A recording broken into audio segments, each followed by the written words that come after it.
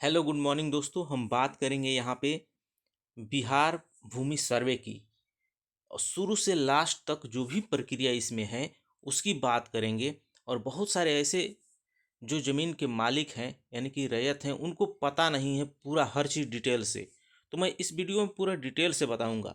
बहुत सारे ऐसे लोग हैं जो सरकारी ज़मीन भी कब्जा करके बैठे हैं, उनके बारे में भी बताऊंगा। और बहुत सारे ऐसे लोग हैं जिनको उनकी ज़मीन का उनके पास डॉक्यूमेंट नहीं है। तो वो सारी चीज़ें हम बात करेंगे। यहाँ पे हम ये भी बात करेंगे पारिवारिक बंटवारा में आपके पास क्या होना चाहिए, नहीं होना चाहिए, किस तरीके से ज़मीन मापी कराई जाएगी और मापी ज़मीन जो मापी होगी उस समय किसको वहाँ पे मौजूद रहना ज़रूरी है। तो शुरू से लेकर लास्ट तक हम इस वीडियो में बात करेंगे कि कितनी प्रक्रियाएं हैं। जो ज़मीन सर्वे हो रहा है, भूमि सर्वे हो रहा है, इसमें शुरू से लास्ट तक क्या क्या प्रक्रिया होने वाली है, सभी की बात करेंगे।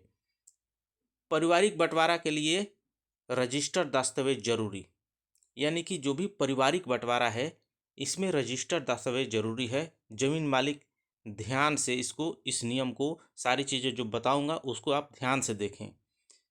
बिहार भूमि सर्वेक्षण के दौरान जमीन बदलने के लिए रजिस्टर दस्तावेज जरूरी है। यानी कि बहुत सारे ऐसे हैं मालिक जो ज़मीन अदला बदली करते हैं, उसका भी आपके पास रजिस्टर होना चाहिए, यानी कि कुछ उसके डॉक्यूमेंट्स आपके पास होने चाहिए।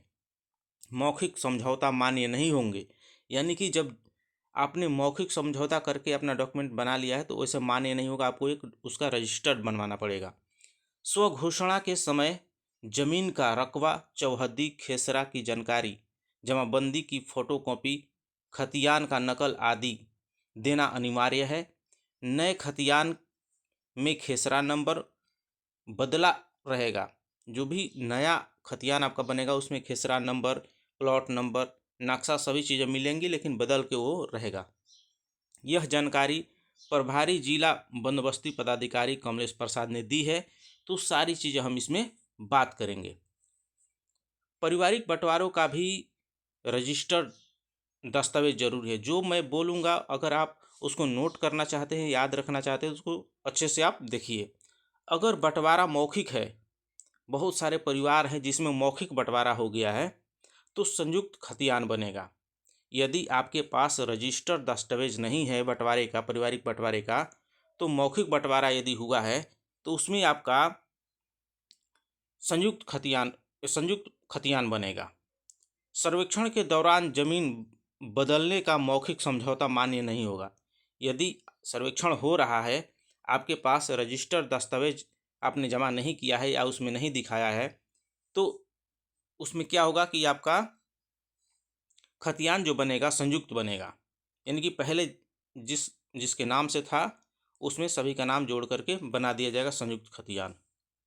अब कहा जा रहा है कि ज़मीन जो आपने किसी से जैसे अदला बदली की है तो मान्य नहीं होगा, उसका भी आपके पास रजिस्टर दस्तावेज जरूरी होगा। उक्त बातें प्रभारी जिला बंदोबस्त जो पदाधिकारी हैं कमलेश प्रसाद ने दी है, ये सारी चीज़ें जानकारी। देखिए कमलेश प्रसाद ने बताया है कि रजिस्टर दस्तावेज जरूरी है। अगर जमीन बदलने का रजिस्टर दस्तावेज है तभी संबंधित नाम से खतियान बनेगा। यानी कि आपके पास रजिस्टर दस्तावेज है तो जिसके नाम से आप खतियान बनवाना चाहते हैं उसी के नाम से बनेगा। समझौता रजिस्टर नहीं होने की स्थिति में मूल मालिक के नाम पे ही खतियान जो है बना दिया जाएगा। अगर बंटवारा मौखिक हुआ है तो संयुक्त खतियान बनेगा। रैयत को देने होंगे ये जरूरी डॉक्यूमेंट्स। क्या क्या आपको डॉक्यूमेंट्स देना है ये सारी चीज़ें आप देख लीजिए। विभाग से मिली जानकारी के अनुसार स्व घोषणा के समय अपनी ज़मीन का रकबा, कितना रकबा है ये जरूरी है देना। चौहद्दी, चौहद्दी में देखिए मैं बता देता हूँ कि आपको चारों चौहद्दी देना है, उत्तर, दक्षिण, पूर्व, पश्चिम। ठीक है। खेसरा की जानकारी, जमाबंदी यानी कि मालगुजारी रसीद की फोटोकॉपी, खतियान का नकल आदि दस्तावेज अनिवार्य है। ये सभी आपको रखने होंगे अपने पास, या उसमें जमा भी करते समय आपको उसका फोटोकॉपी देना है। अगर ऑनलाइन रसीद कटी है तो उस रसीद को भी दे सकते हैं। मापी के दौरान जब ज़मीन मापी की जाएगी उस दौरान ज़मीन मालिक को वहाँ ज़मीन पे आपको मौजूद रहना है। ठीक है। ज़मीन स्थल पर मापी पर नक्शे में प्लॉट को अलग अलग किया जाएगा। सर्वेक्षण कार्यालय के पास एरियल सर्वे का जो नक्शा है उसमें बगीचे के पास वाले कई प्लॉट को एक दिखाया गया है। ऐसे में सर्वे के दौरान अमीन जो है स्थल पे मापी कर नक्शे में प्लॉट को अलग अलग करेंगे।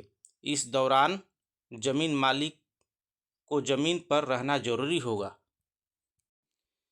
इसमें ये बताया गया है कि बहुत सारे ऐसे ज़मीन हैं जो तो नक्शे पे आपको एक ही दिखाए गए हैं लेकिन मालिक कई हैं, तो उसको अलग अलग किया जाएगा। उन्होंने बताया कि ज़मीन की मापी की जिम्मेदारी रैयत की निर्धारित की गई है। स्वयं घोषणा के बाद अमीन ज़मीन की मापी करेंगे। ज़मीन मालिक को दखल कब्ज की जानकारी देनी होगी। ज़मीन पर सही दखल कब्ज मिलने से सही खतियान बनाने में मदद मिलेगा। रैयत को 3 बार अपील करने की मौका दी जाएगी। यदि कुछ गलत होता है या कुछ ऐसा आपको संज्ञान में आता है तो आप उस पर 3 बार अपील कर सकते हैं। नए खतियान में अलग होंगे खेसरा नंबर, प्लॉट और नक्शा भी मिलेगा आपको। यानी कि जो नया खतियान बनेगा उसमें आपका खेसरा नंबर, प्लॉट ये सभी उसमें बदले रहेंगे और नक्शा भी आपको उसका दिया जाएगा आपके ज़मीन का। कागजात की जांच एवं ज़मीन की मापी के बाद रैयत को खतियान मिलेगा। नए खतियान में खेसरा नंबर बदले रहेंगे, प्लॉट नक्शा भी मिलेगा और किसी तरह की गड़बड़ी की स्थिति में अपील करने का मौका भी दिया जाएगा। समस्या को ठीक कर अधिकारी प्रपत्र 12 जारी करेंगे और बावजूद सुधार नहीं होने पर प्रपत्र 14 से अपील किया जा सकेगा। जिस ज़मीन के मालिक नहीं है वो यहाँ पे क्या करेगा? ज़मीन का मालिक नहीं मिला तो क्या करना है? इसके बाद प्रपत्र 21 में अपील करने का मौका दिया जाएगा।